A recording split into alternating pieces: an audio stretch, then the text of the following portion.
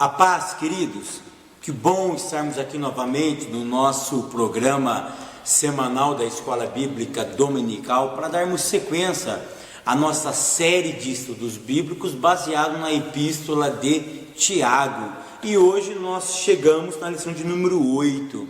E a lição de número 8 tem como título O Cuidado com a Língua. Então hoje nós vamos falar sobre o cuidado que nós devemos ter com esse pequeno membro, tá? Graças a Deus, como diz um grande filósofo, guardado, tá? Dentro dos nossos dentes. Por quê? Porque assim nós podemos mordê-la, tá? E para isso eu convido você a abrir a sua Bíblia na carta de Tiago, capítulo 3, do verso 1 ao verso de número 12. Então a epístola de Tiago, que era o meio-irmão do Senhor Jesus, no capítulo de número 3, do verso 1 ao verso de número 12, tá? Queridos, não deixe de entrar no blog do professor Fábio Segantin, www.fabiosegantin.blogspot.com.br. Entra lá, acessa os nossos vídeos também tem o material escrito, você pode fazer um Ctrl+C, um Ctrl+V, imprime isso daí, leva para a sua classe e usufrui desse material, que é um material riquíssimo, porque aquilo que eu não falo na aula está disponível de forma escrita, tá? Então, para isso, quem é que ganha? Você mesmo. Você tem muito mais conteúdo, você ouve a minha fala e depois você acessa também o material escrito, que isso faz com que você ganhe muito mais, tá? Que ele não deixe também de curtir a minha fanpage, tá? EV Fábio Segantin, vai lá, curte a nossa fanpage também, quer ser amigo do professor no Facebook, manda mensagem, tá? Manda um convite, Fábio Segantin, que vai ser um prazer ter você como um dos nossos amigos, nos seguindo naquilo que nós estamos fazendo para a obra de Deus. Eu queria pedir nessa oportunidade oração, tá? Pela minha pessoa. Eu queria que vocês, alunos que me acompanham, vocês, meus amigos, meus irmãos, minhas irmãs, estejam orando para o professor Fábio, tá? Peço para que Deus repouse a sua graça, a sua misericórdia sobre a minha vida, tá? Eu tenho alguns projetos, tá? E para isso eu preciso de algumas pessoas que me ajudem. Então eu peço que você ore para que Deus se levante essas pessoas para poder estar me ajudando, tá? Naquilo que Deus tem colocado no meu coração. Eu estou precisando da tua ajuda, da tua oração, tá? Sempre quando você dobrar o seu joelho, lembre do professor que tem abençoado as suas vidas com essas ministrações, porque eu estou orando por vocês. Eu não conheço cada um por nome, tá? Mas todas as vezes que eu dobro o meu joelho, eu peço para que o Eterno abençoe todas as pessoas que me ouvem semanalmente. Eu peço para que para que o Espírito de Deus derrame a sua graça e o seu poder sobre a tua vida, a tua casa e a tua família. Então esteja orando pelo professor, para que Deus se levante um exército que possa me ajudar a fazer aquilo que Deus tem colocado no meu coração. Eu conto com a tua oração, querido. Comece a orar, que eu tenho certeza que Deus vai mover as águas para aquilo que Deus tem colocado no meu coração. E vocês fazem parte deste meu ministério. É por isso que eu conto com a ajuda de vocês e com a oração de vocês. Amém? Que o Eterno continue lhe abençoando. O cuidado com a língua. Esse é o nosso tema, Tiago capítulo 3, verso 1 ao verso de número 12, tá? E eu quero começar fazendo uma pergunta nessa aula. Por que no verso de número 1, Tiago, ele tem como tema a língua, o cuidado com o falar? Mas por que ele começa falando sobre os mestres, sobre os professores, sobre aqueles que ensinam a palavra de Deus? Tiago começa assim: meus irmãos. Queridos, vocês já estão cansados de ouvir a minha explicação sobre isso, tá? Tiago, ele era pastor, como pastor, ele deveria falar com as pessoas de forma amorosa. Então ele fala: meus irmãos, muito de vós não sejam mestres, sabendo que receberemos mais duro juízo. A primeira pergunta: por que ele começa a falar com os mestres? E a segunda pergunta: será que Tiago está desestimulando as pessoas a exercitarem o ofício de ensino? A Bíblia, no Novo Testamento, desde o Antigo Testamento, aquilo que Deus sempre priorizou foi o ensino de sua palavra.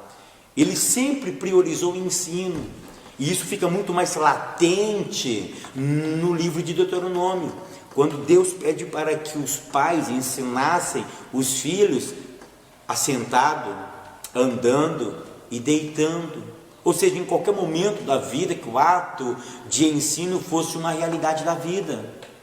Jesus, ele usou essa didática, ele usou o método de ensinar para fazer discípulos. Ele disse: olha aí, fazei discípulos, e ensinando-os, Ou seja, o Senhor Jesus sempre priorizou a área do ensino. E será que agora Tiago ele está desmotivando a área educacional da igreja? Será que ele está desestimulando a mim? Será que ele está desestimulando vocês, que toda semana ensinam a palavra, que pregam a palavra, que tem o ministério pedagógico, o ministério educacional em vossas igrejas? Será que ele está então dizendo para mim: Fábio, para de ensinar, diminua a velocidade com que você ensine? Queridos, é muito interessante que Tiago aqui ele não está desmerecendo quem ensina, mas ele está alertando sobre qual é a finalidade que você escolheu para ensinar. Porque se você estudar o contexto da época, as pessoas queriam, a maioria das pessoas queriam ser mestres. Por quê? Porque o rabino, o Rav, que nós chamamos em hebraico, que é o professor, porque professor em hebraico é moré, é aquele que ensina, é a palavra Rav, eu já expliquei em outras aulas aqui, em Tiago, o que significa, né? Que é grande, que possui muitas coisas. Então o Ravi ou Rabi é aquela pessoa que possuía um grande conhecimento, o detentor do conhecimento, tá? Então as pessoas queriam ser um rabino. Para quê? Para possuir status diante da sociedade, porque as pessoas queriam ter status, pessoas queriam ter fama, queriam ter privilégios, queriam estar por cima da carne seca. Então Tiago, ele diz o seguinte: olha, observe qual é o ânimo de você se tornar um ensinador. Por quê? Porque aqueles que se tornam ensinadores deverão estar cientes que receberão mais duro juízo.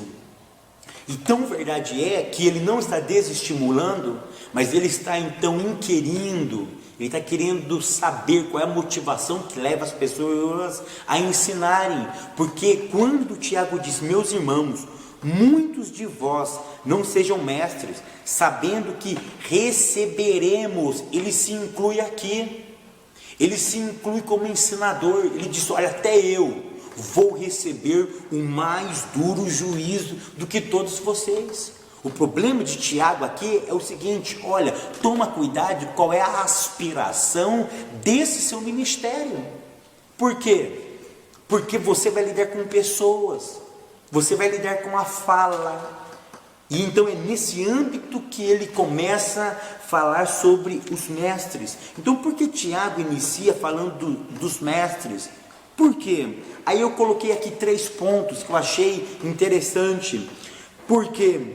Porque são eles os mestres que guiam pessoas. Segundo ponto, porque as pessoas os procuram para ouvi-los. E terceiro, suas palavras serão convertidas em atitudes positivas ou negativas. Então, por que ele inicia falando sobre os mestres? Por quê? Porque são essas pessoas, são os mestres que guiam pessoas. São os mestres que as pessoas procuram para ouvi-los. E são as palavras dos mestres que serão convertidas em atitudes positivas ou negativas. Então o mestre tem que aprender a controlar-se no ato das palavras. É isso que Tiago ele está querendo falar aqui.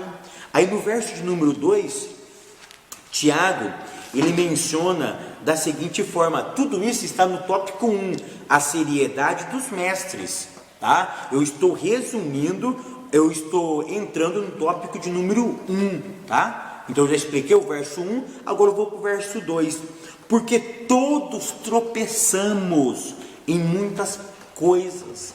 Tiago, ele se coloca também como um homem imperfeito, um homem que comete erros.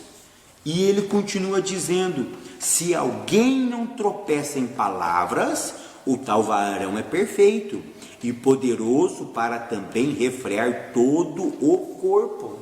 Tiago ele deixa muito bem claro que todos nós caímos em pecado e ninguém pode escapar do poder do pecado. Ninguém pode escapar. O que Tiago está querendo dizer aqui, lembra da minha palavrinha chave da minha aula, desde a minha primeira aula, que a palavrinha chave é maturidade. O que Tiago está querendo dizer aqui é o seguinte, que o pecado rouba-nos a maturidade, o pecado nos impede de alcançar a maturidade cristã. É por isso, então, Tiago ele diz o seguinte, olha, porque todos tropeçamos em muitas coisas. Ele afirma que todos nós cometemos pecado, mas um dos pecados que rouba a nossa maturidade, que nos impede de alcançar a maturidade e que nós cometemos com maior frequência é o falar descuidado. É por isso que ele diz, todos nós cometemos, todos nós tropeçamos em muitas coisas. Ele fala sobre o pecado no âmbito geral, ele fala sobre a incapacidade do homem de ser perfeito.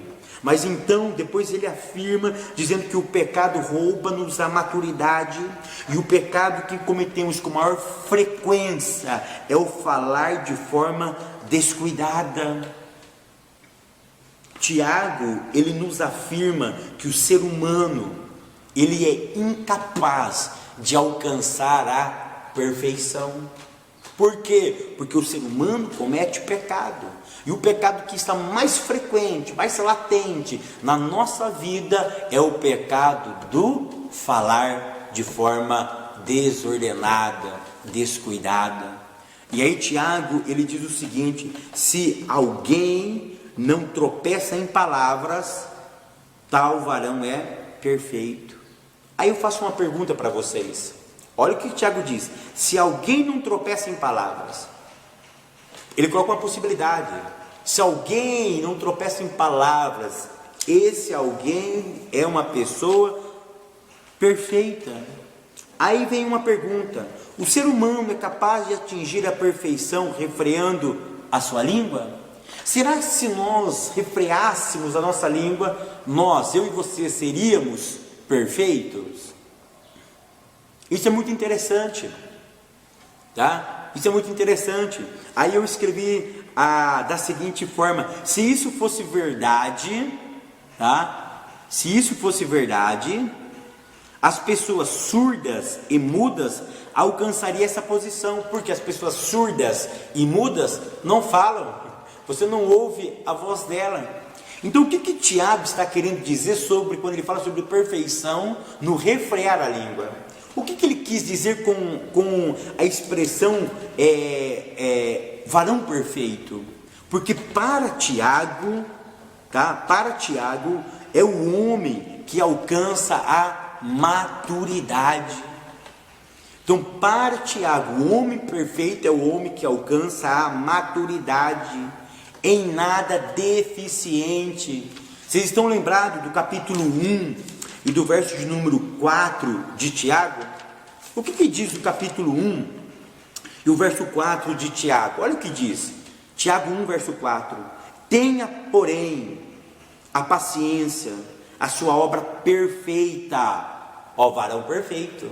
Tenha, porém, na paciência, a sua obra perfeita, para que sejais perfeitos e completos, sem faltar em coisa alguma.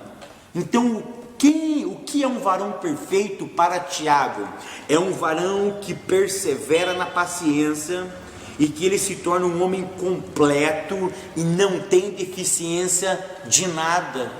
Então, para Tiago, o homem perfeito é um homem que alcançou a maturidade, que não tem nenhuma deficiência.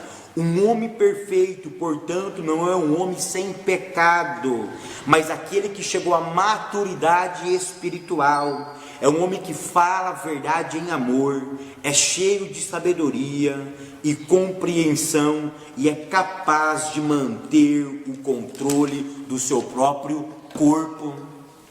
Então, no tópico de número 1, a seriedade dos mestres, tá? Tiago, ele vai justamente nos mestres, porque os mestres detêm o poder da fala, é o mestre que mais fala. Então, os mestres, eles receberão pessoas, e pessoas converterão as suas palavras em atitudes positivas e negativas. Então, o desejo desse homem é que os seres humanos possam se tornar perfeitos. De que forma? Sem pecado negativo, mas que alcance a maturidade, que não tenha deficiência de nada. E uma das nossas deficiências é o falar descuidado. Então, quando eu falo de forma descuidada, eu estou pecando. Então, Tiago, ele diz o seguinte: se eu dominar essa área da minha vida, eu alcançando a maturidade, eu alcanço a estatura de varão perfeito, eu me torno um homem maduro, eu persevero nessa fase da minha vida, eu persevero nesse ponto da minha existência. Então, agora no tópico de número 2, querido, tem como título a capacidade da língua. Depois de Tiago fazer essa introdutória sobre os mestres e sobre que todos nós cometemos pecado, e o pecado que está mais latente, mais patente na nossa vida é o falar descuidado.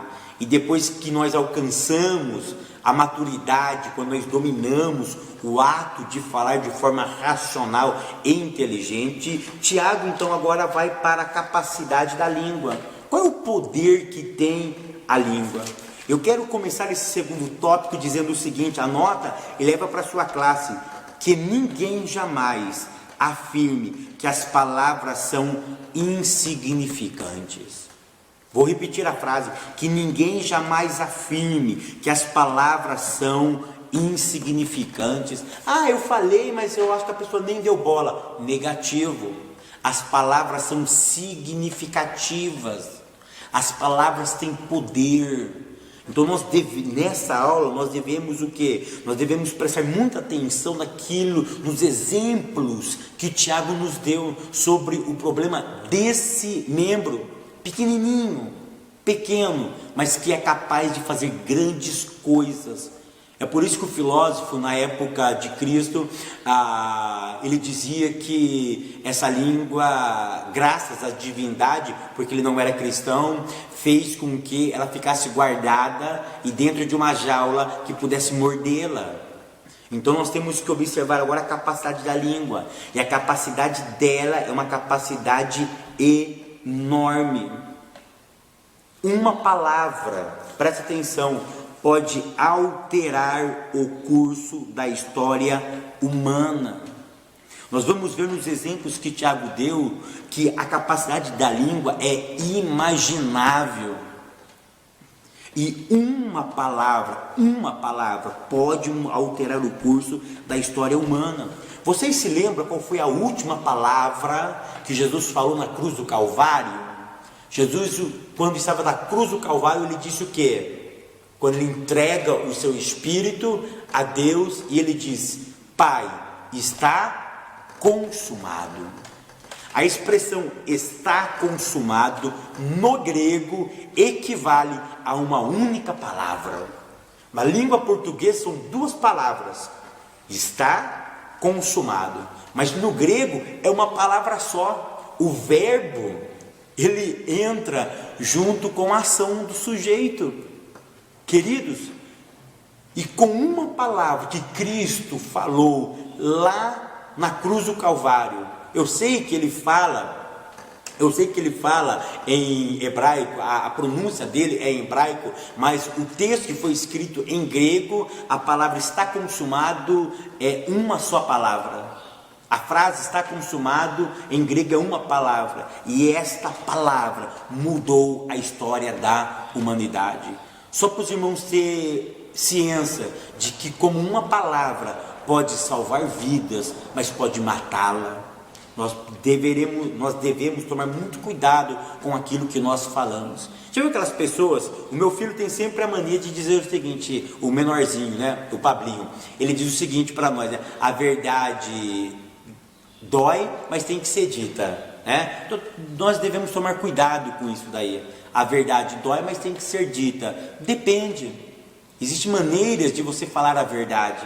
O problema não é falar, é como que se fala algo. Então isso nós temos que dominar muito, tá? Muitas pessoas eles falam de forma irada, esbravejando, de forma inoportuna, num local impróprio, inadequado. Por exemplo, ninguém pode chamar a atenção de alguém em público. Isso é muito feio. E muitas pessoas têm essas manias. Esposo chamando a esposa, chamando a atenção em público, ou a esposa chamando a atenção do marido em público. Os pais têm a mania de chamar a atenção dos seus filhos em público, os envergonhando. E quando seus filhos chamam a atenção deles em público, eles não gostam. Mas eles se acham no direito de chamá-los em público. Existe a maneira correta de chamar também. Às vezes estão dando muito trabalho, existe a maneira correta de chamar num canto, de conversar com essas crianças, conversar com o esposo, com a esposa. Tem pastores que acham que de cima do púlpito eles podem ofender os seus membros. Eu estava num culto, numa determinada época, um pastor dirigindo o culto disse para um dos seus membros: o irmão vem cantar um louvor a Deus. O irmão fez assim, tímido, que não iria, e ele disse o seguinte: é uma ordem, você tem que vir aqui cantar. Ou seja, reprimindo, ofendendo aquela pessoa, intimidando, colocando ele num constrangimento público. Queridos, isso não é compatível ao caráter de um cristão. Agora Tiago vai falar sobre o que? A capacidade da língua. E ele vai usar exemplos. E esses exemplos que ele vai usar aqui, o freio na boca dos cavalos. O exemplo que ele vai falar sobre um leme, de um pequeno leme, conduzindo uma grande embarcação. Com certeza isso eram provérbios usados dentro da cultura judaica, que ele pega esses provérbios conhecidos e faz uma aplicabilidade, uma associação com o poder da língua. Então o primeiro exemplo que ele usa é o freio na boca dos cavalos, quando ele diz o seguinte: ora, nós pomos ou colocamos freio nas bocas dos cavalos, para que nos obedeçam, e conseguimos dirigir todo o seu corpo. Então o Tiago, ele vai, qual é o ponto, tá, comparativo de Tiago aqui? Tiago, ele vai usar um elemento pequeno para dizer que o pequeno pode dominar o grande. O freio simplesmente ficava na boca daquele cavalo, atravessava, e conforme o homem puxava, esse freio dominava, freava ele, conduzia o cavalo. Então qual é o ponto principal aqui? O ponto de contraste é o pequeno controlando o grande. O animal, o cavalo, ele é símbolo de força, ele é símbolo de realeza. E o cavalo, ele é um animal que ele é difícil de ser o quê? Domado. Você tem dificuldade em domá-lo. Ele é um animal selvagem. Então Tiago está dando exemplo de que um pequeno elemento pode conduzir de forma coerente um animal selvagem. Assim a vida do ser humano. Um pequeno membro, a língua, pode dominar as nossas atitudes. E aí ele usa um outro exemplo. Qual é o exemplo? Um leme muito pequeno conduzindo uma grande embarcação. Note que quando Tiago usa esse exemplo, ele deixa bem claro que não é o vento forte que controla o barco, mas é o piloto que determina a direção do navio. Eu achei muito interessante que não é o vento forte que controla, mas é o piloto que controla a direção do navio. E qual é o instrumento que ele usa para controlar o navio? O leme. Um pequeno instrumento, mas ele bem direcionado, bem trabalhado, o vento bate no leme e faz com que, bate na vela dessa embarcação e faz com que essa embarcação vá para a direção certa. Tiago ele usa esse exemplo pensando o seguinte: olha, já imaginou vocês à mercê do mundo? Nós nos tornaríamos o que? Homens incontroláveis, homens sem controle, porque o vento viria sobre as nossas vidas. Nós seríamos homens incontroláveis. E com um pequeno elemento sendo bem conduzido, ele pode navegar diante de uma grande tempestade de forma segura e tranquila. É isso que Tiago salienta. E nesse elemento, nesse exemplo, novamente, o pequeno controla o grande. É muito interessante. E antes de ele falar sobre o outro exemplo, ele faz um intervalo, porque perceba o seguinte, que no verso de número 5, diz assim, ó: assim também a língua é um pequeno membro, e gloria-se de grandes coisas. Vede quão grande bosque um pequeno fogo incendeia. Perceba que no verso 3 e 4, no verso 3 ele fala dos cavalos. No verso 5, ele fala sobre... No verso 3, ele fala dos cavalos. No verso 4, ele fala sobre as embarcações. Tá? E já agora, antes de ele falar sobre a língua como fogo, ele faz um intervalo. Ele introduz uma fala no verso 5. E ele diz: assim também a língua é um pequeno membro, e gloria-se de grandes coisas. Por quê? Ele está se referindo aos dois exemplos anteriores. Ele usa a palavra pequeno para um contraste com o grande. Por quê? Porque ele usa o contraste do pequeno freio que controla o grande animal, o pequeno leme que controla a grande embarcação. Aí agora ele diz o seguinte: a língua é pequena, mas realiza grandes coisas. Tiago, ele é muito interessante, que ele usa elementos do cotidiano para refletir as atitudes cristãs, minha e tua, daquelas pessoas que viviam naquela época. Agora, depois que ele faz esse intervalo para aplicar algo, tá, para aquelas pessoas, ele usa o seu terceiro exemplo. E o terceiro exemplo que ele usa é uma fagulha.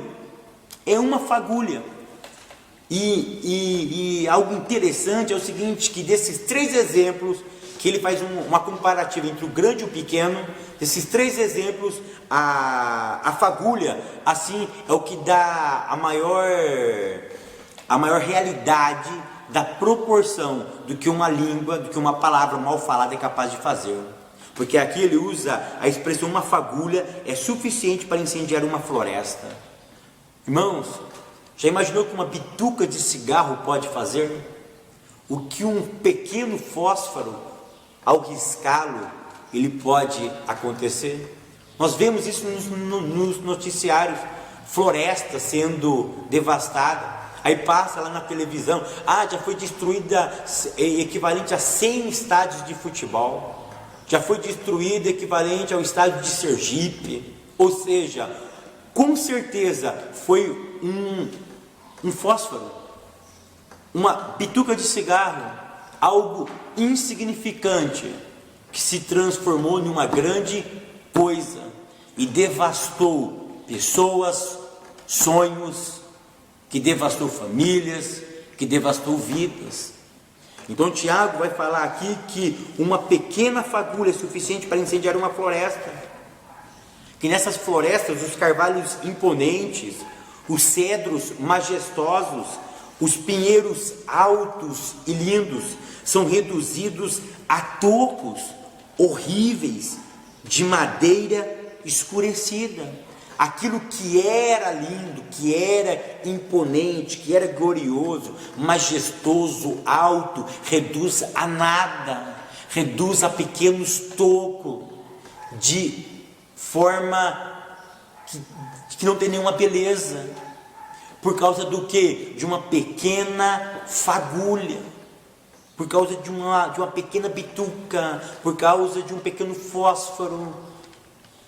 Queridos, nós devemos tomar muito cuidado, porque pequenas palavras estão destruindo famílias, pequenas palavras estão destruindo sonhos de pessoas.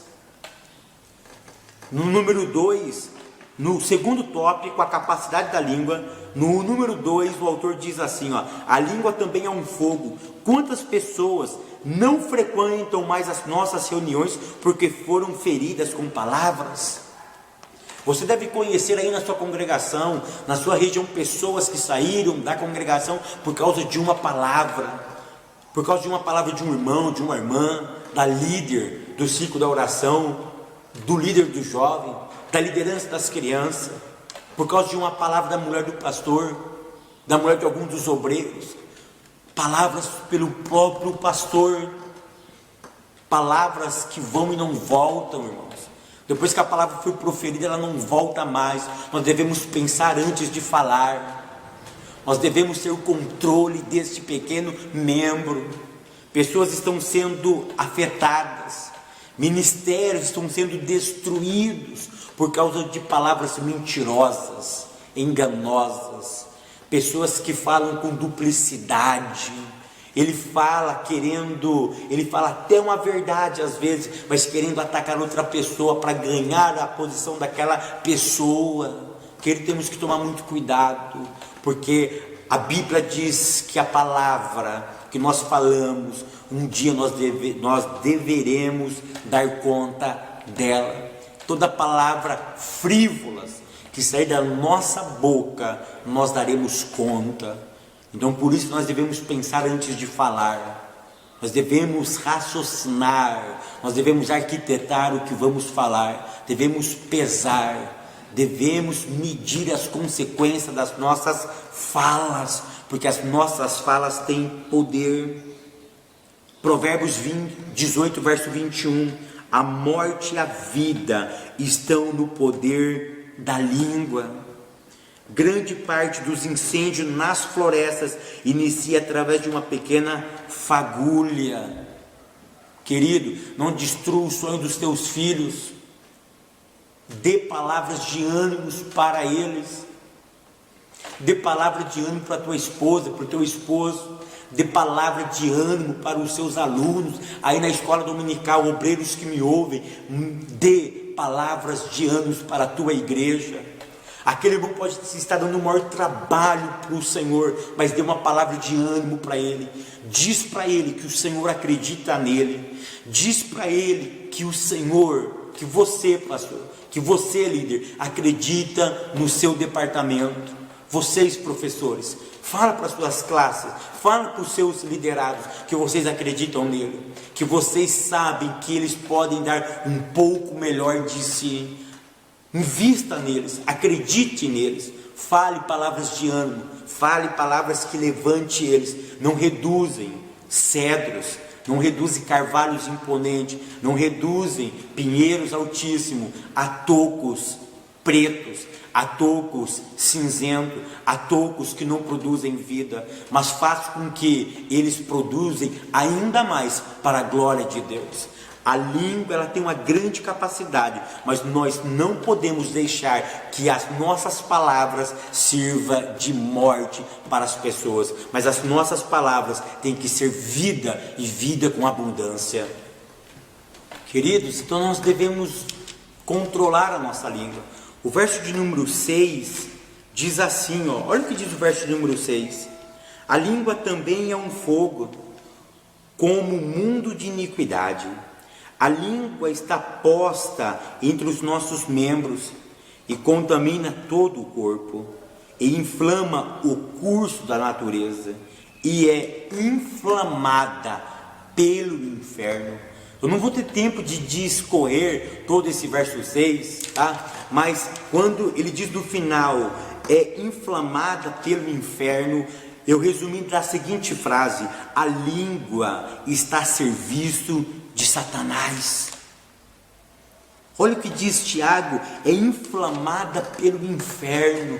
A palavra no original que é o Geena, é o lugar aonde as pessoas sacrificavam ao deus Moloque, que depois passou a ser um montão de lixo, e que no Novo Testamento passou a designar o local aonde as pessoas que morreria sem Cristo iria para aquele lugar. E Tiago, ele nos afirma que a língua de muitas pessoas está inflamada pelo inferno, ou seja, está a serviço de Satanás. No verso de número 7, quando Tiago diz: porque toda a natureza, tanto de bestas feras como de aves, tanto de répteis como de animais do mar, se amansa e foi domada pela natureza humana.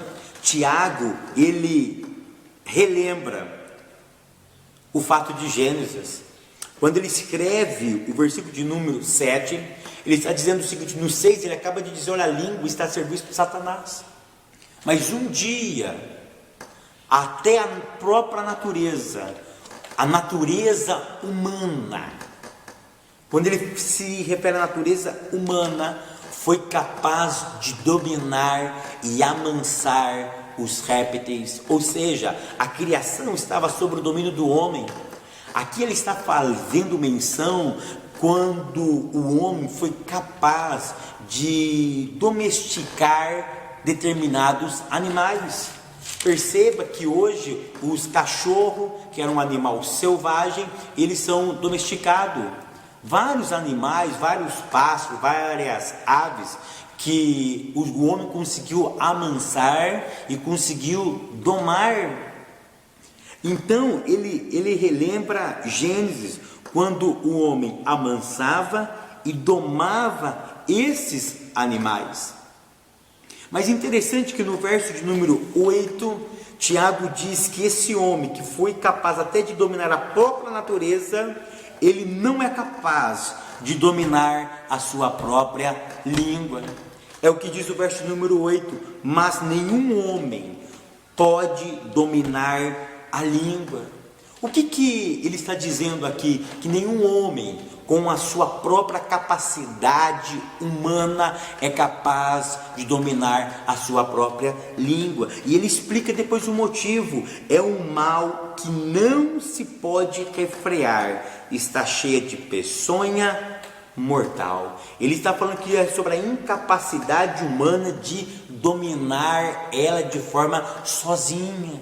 Irmãos, Tiago aqui ele está dando uma aula teológica para nós, de que o homem até o próprio universo já dominou, até os próprios animais ele dominou, mas o homem não pode brincar com a natureza do pecado que está dentro dele. Não é dele, mas está dentro dele. Ele não pode brincar com isso.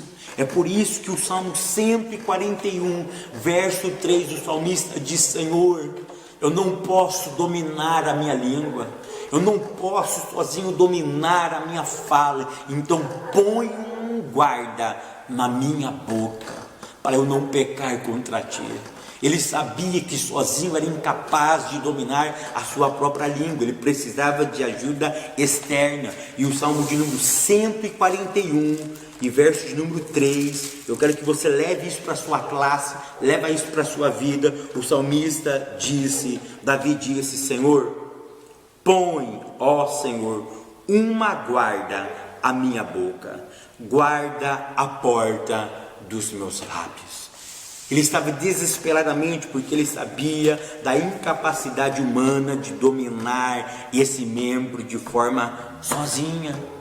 Então é por isso que ele diz no verso de número 8, que nenhum homem pode dominar, porque ela está com uma peçonha mortal. Quando ele usa a expressão peçonha mortal, ele está se referindo a uma serpente. E serpente, aqui para Tiago, ele relembra o que? Gênesis, quando a serpente tentou Adão e Eva lá no Gan Éden, lá no Jardim do Éden. Ou seja, para ele isso era exemplo do que? Do pecado.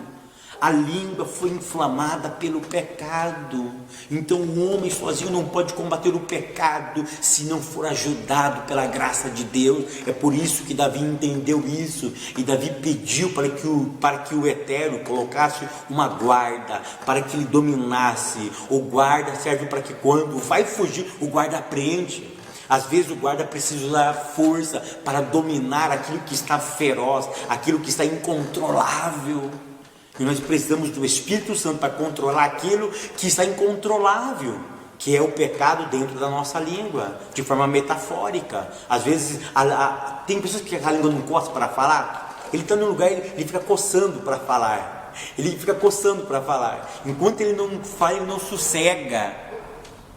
Oxalá que Deus coloque um guarda sobre a nossa boca também. No tópico de número 3... tópico número 2 nós já falamos. Tópico de número 3, não podemos agir de dupla maneira. Queridos, agora Tiago, ele vai no verso número 9, e ele diz o seguinte no verso número 9: com ela, com a língua, bendizemos a Deus e Pai, e com ela amaldiçoamos os homens, feitos à semelhança de Deus. De uma mesma boca procede bênção e maldição. Aí Tiago diz assim: meus irmãos, presta atenção no que eu vou dizer aqui. Presta atenção. Aí Tiago diz assim, não convém que isso se faça assim. Tiago, no verso número 9, 10, 11, a partir do verso 9 a 12, Tiago ele mostra o que é possível. Que é possível nós dominarmos a nossa língua, é possível nós dominarmos a fala. Por quê?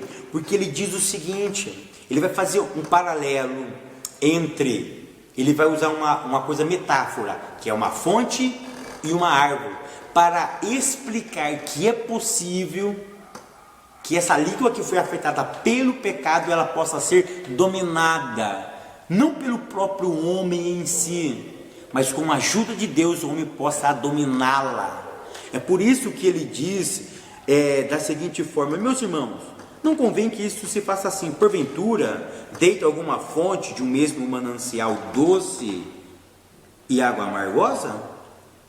Então ele diz no verso 11: porventura, deita alguma fonte de um mesmo manancial água doce e água amargosa? O que ele está querendo dizer? Porque fonte, dentro da cultura judaica, era uma coisa muito preciosa quando se achava uma fonte de água.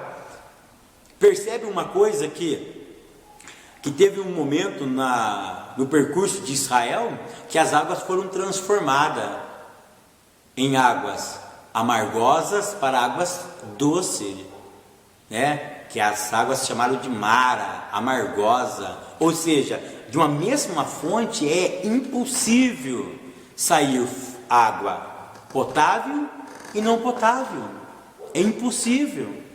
Então, com isso, Tiago está querendo dizer o seguinte: que existe sim a possibilidade de um homem ter a vida controlada pelo Espírito Santo.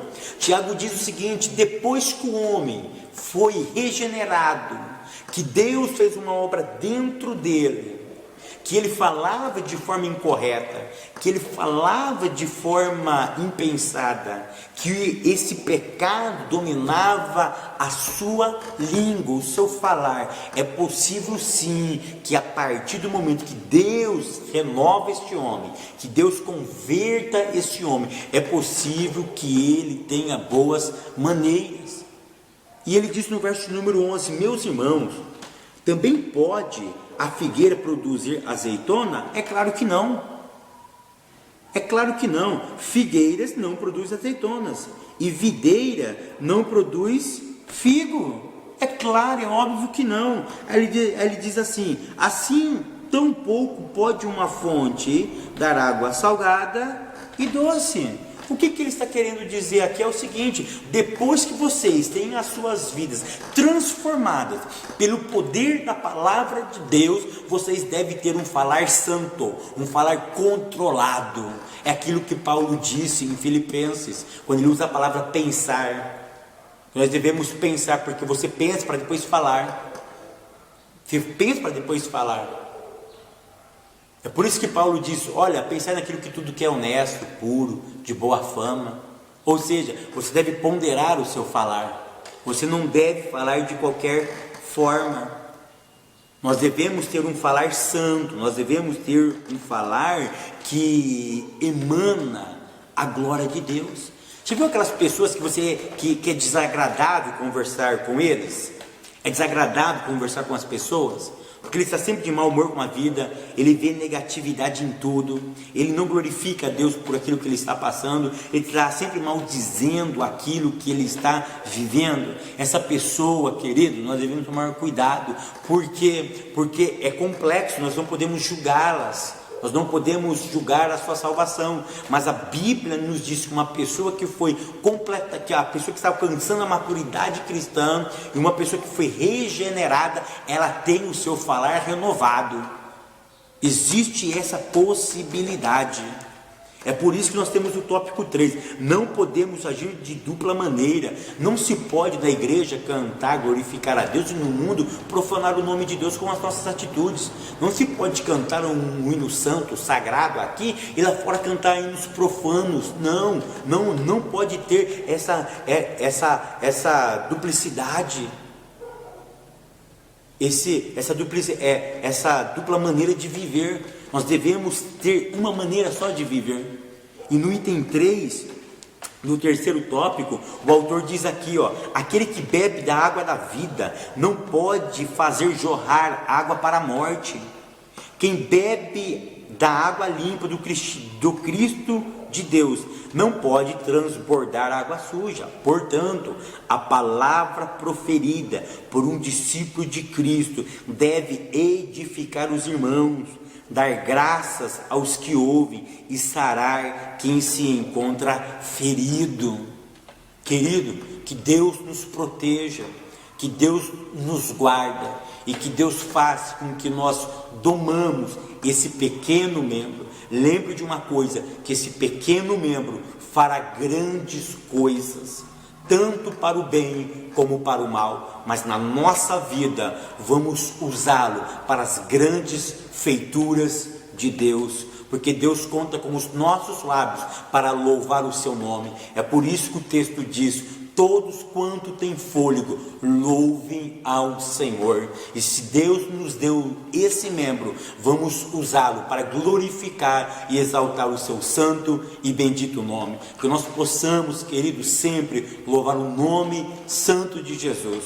Que nós possamos que Deus coloque um guarda na nossa boca, e que desse membro só saia palavras que conduzam pessoas à vida eterna.